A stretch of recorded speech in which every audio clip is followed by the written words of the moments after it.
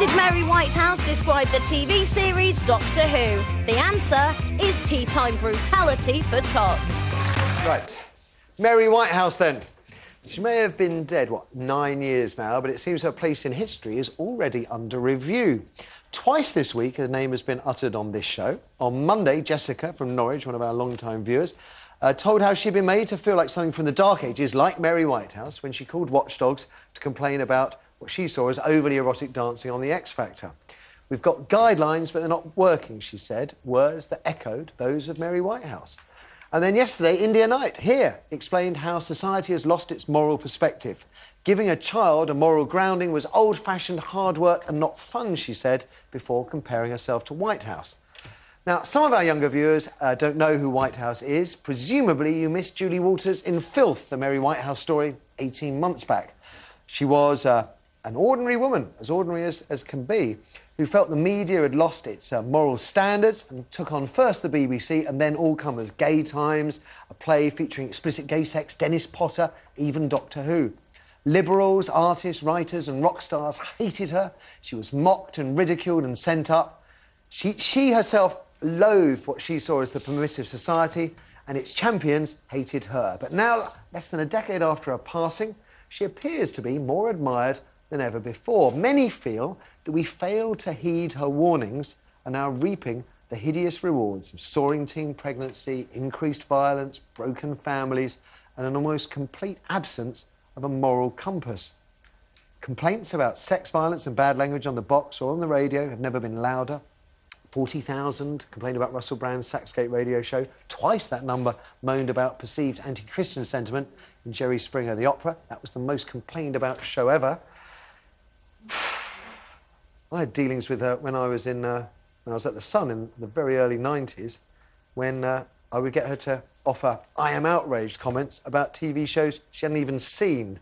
So I've always taken the view that perhaps she was a little overexcited about her own crusade, Michael. But looking back, a lot of people that I think 15, 20 years ago would have said she wasn't such a good force, are changing their mind. Yeah, and I'm possibly one of them. I think the trouble with her was she then, and still does, cut such an absurd figure. It did appear... Stuck in the 50s, wasn't it? Big hair. The big hair, the horn-rimmed glasses, the dreadful jumpers and all the... And you couldn't take her seriously. And she wasn't very articulate when she was putting across her points, I don't think. And like anybody, some of what she said made absolute sense. If someone else had been saying it, it would have been more useful. But nobody did say it, because it wasn't trendy, was it? Some of the stuff was so homophobic and so wrong and so right-wing and out there, it tainted everything she said. With hindsight, maybe it's me getting older. Well, no, but that's the fascinating thing. Is it us getting older? I think there is an element of that. I look at stuff and I hate the fact that the kids in our family are watching it. And most of it kind of either flies them by or it's a little bit of titillation. You want them to remain kids as long as possible. I don't really want to be sat with people and watch some of the stuff that happens. Soaring teen pregnancy, violence, marital breakdown, drugs. I don't blame it. Would you blame even a proportion of that on the permissive society? Yeah, I blame it on... everybody follows examples, don't they? And as a kid, you always try and rebel against what you've been told or to go further. Now, we behaved appallingly when we were growing up. I mean, the stuff that went down, and you just don't want... But you don't want your kids to be doing it, do you? No, well, the thought that they're going to be taking part of that. I always find this really difficult because... You know, having some... I work in the music industry on Radio 1 and I work in specialist music on Radio 1, playing records that sometimes people will have an issue with, and I always find it very odd... Why? What's the area that had the issue with? Well, they have the issue... Well, rap music being particularly. Rap music has been blamed for all kinds of things and is always like a scapegoat, and music is often used as a scapegoat for why someone did something. And then in the same instance, you're looking at how we're slipping in the way we're educating our children with reading, maths and science. Just heard, and then politicians will use music and the arts and the media as a scapegoat for their own failed policies, which lead to people certain behaviours, and just to say, oh, the permissive society or the media or a pop video is the reason this happened is simplistic. It's I would say the naive. permissive society was a direct response to the 50s, which was the decade that Mary Whitehouse would have probably liked us all to go back to. Austerity. It was just a reaction to post-war austerity. Absolutely. But I'm with the kids who are in Hairspray, for example. Before a show, we do a warm-up. So they put music. I wish we did sometimes. And they put on rap music, and I do feel 180 because it really does offend me. I listen to some of the lyrics, and I'm going, you know, and the language in it, and we're just warming up for a lovely show like Hairspray. I'm going, I don't want to hear this. It's horrible. Do you know what? To me, it's not really. It's not. I think having a daughter who's 4, my concern is much more the pop videos, and I just think, you know, it's her dancing that, you know, that you suddenly see these kids doing practically pole dancing, and I think I just want her to be young, to be singing her little songs that she learns at school, not necessarily the tunes that she hears on MTV. But you'd also like her to grow up to be tolerant of homosexuals, to have a worldly view. And you, as an actress, you don't want to be censored. This is it, Matthew. I mean, it's my responsibility, I think, to say what she watches and to teach her what I think is right and wrong. As an actress, I want to do programmes and plays and films that push boundaries, that make people think. Make people think, right? Well, absolutely makes people think. Offend people. You don't have to be... They're not mutually exclusive, though, are they? Well, you can still teach good moral values and acceptance and tolerance without shocking, without offending. And there's a watershed, but what I find peculiar there's always people is that they're offended. That's the problem. There's always. You know, you can't create art worrying about by committing. Can I just chuck this at you, Neil? Of course. Do you think we need a Mary Whitehouse figure today? Because the one thing I can say... Well, you see, I'm not sure we do. When I was in a newspaper, anything came through, or that there's topless drawings of Princess Diana on Channel 4 as a story I did, phone up Mary Whitehouse, she'll express her view. Who do you go to today if you want to get someone to voice or take the moral high ground? The Daily Mail. But you don't.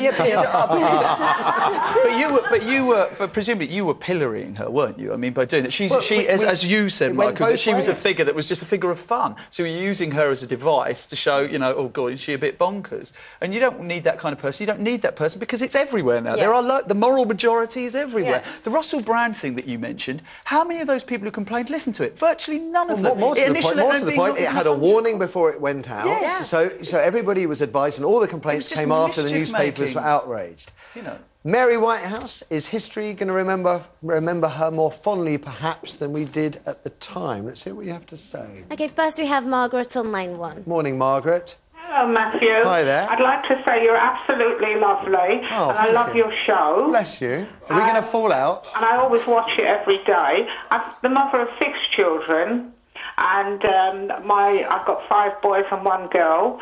4 boys married, and I've got a son 21 and a daughter 18 at home, and I brought them up to respect themselves. Right. And I've always said to them, no, you can't do it, but if you do it and this happens, do you think you can live with it? And when they went out with girls, I always made sure that they had contraceptives. Right, OK. I do want to... They never got anyone into trouble, and they had respect for the girls, and they had respect for themselves. I do wonder if Mary Whitehouse would even know what a contraceptive was. Well, maybe not, but I think really what has happened now, today, is the government interferes in mum and dad bringing up the children, when mum and dad should know to be able to tell their children right from wrong. I mean, the other day I see young people, I love children, I see young people, they were teenagers, playing snowballs, which is normal, but then jumping on people's cars. And I thought, they've got no one to answer to. No one is there to say, you mustn't do that. And where does Mary Whitehouse fit into all of this, or her legacy? I think what she was trying to say what was going to happen, which already now has happened. People didn't take her serious because she had the hairdo and the glasses, and she didn't move along with the times. And she was seen as an interfering person, and nobody listened to her. But I think it's probably too late for the young people today. But maybe if they start off. I mean, I've got two beautiful granddaughters, and I think if you start off from this little age and teach them the right from wrong. Okay, because I, if you've watched regularly, I have a real problem with censorship because I think we should be able to discuss everything, including Swedish cartoons lampooning Muhammad. I think we should be able to talk about everything. But in order to do so, we need everybody to have a standard of education and understanding so we can have a rational debate without it being reduced to people throwing stones at each other. And I think that's the problem we've got, is that a large section of the population seems to be being left behind. Maybe. Thank you for the call. That's no. OK, we have Elliot next on line 3. Elliot, good morning. Hey, mate, how you doing? I'm all right. Mary Whitehouse, do you think history will remember her more fondly? I'm still quite a young lad. I'm only 27, so I don't really remember the exact details of her full career. All I do know is when I studied music at college was the part of where she dealt with PJ Proby and the ripped jeans situation. And he... Yeah, go on. Because she was outraged, wasn't she? Outraged. Yeah, she was. And it was quite extreme. But then I consider, the situation we're in now, and did she actually have something there? Was there an underlying situation that she perhaps foresaw happening that she was trying to protect? Right. And so on the one hand, I think it was incredibly extreme. But then on the other hand, maybe it was a good thing. So people were outraged, Elliot. People were outraged when the Rolling Stones appeared on television in 1963 with hair down to here because it was long hair, and that was... People had never seen anything like it. They were outraged. Now, we wouldn't want to stop that kind of freedom of expression, would we? No, I agree. But I think hair and exposing one's body is two completely different issues. You don't think hair is part of the body? Well, it's part of the body, but it's not an intimate part of the body. Hair is constantly exposed. But then you get onto the topic of, well, where do you draw the line? Do you know what I mean? Yeah. And I think it's human nature to always want to push that boundary and see how far you can go with it. So I guess, it becomes on a personal basis then, doesn't it? On a personal conviction. And so with that in mind, I mean, we're always going to live in a society where people are going to go beyond your own personal boundaries. So you need to learn to deal with that. OK. Thank you for that, Elliot. Let's have a night. We have Mary next on line 4. Mary, good morning. Good morning, Matthew. Mary Whitehouse, what do you think of your namesake? Well, similar to something that Nihal has actually said, it's a sort of backlash thing, like teenagers don't want to be told what to do by their parents. I think society generally at the time thought, well, who is this woman? Why is she telling us what to do? Yeah. She should keep her opinions to herself. We won't be told. So perhaps people pushed it a bit further than they would have done, just to show her that she couldn't tell them what to do. Yeah, so there was a backlash against her that the more... In fact, Pink Floyd did a song in which they lampooned her in the foulest terms possible, and you can't help but wonder if they did that just purely out of spite to get at her. I hadn't considered that. I actually went to see The Romans in Britain at the National, which was one of the plays she took great exception to, in which there were scenes of male-on-male sexual rape, for want of a better way of getting it on television. I have to say, I kind of saw her point. I could see why she was upset by it. I really could. But it was equally, a bad play. It was an awful play. There are some times when things like that... And the theatre is kind of different as well. But it's justified. But my point is, I would still defend Bogdanov's right to write the play, the Nationals to stage it, and I knew what I was going to see. Absolutely. And it's my right to decide whether or not I wanted to see it. To be honest, if it hadn't sparked the controversy that it did, it would have been empty. But it became the hottest ticket because people thrive on controversial headlines. And I think what Mary Whitehouse was at one end of the spectrum, Bogdanov is at the other. Most of us are there kind of in the middle. Yeah. And we have to... It is, as the first caller said, it is our duty to look after our kids, to police our kids, to advise them.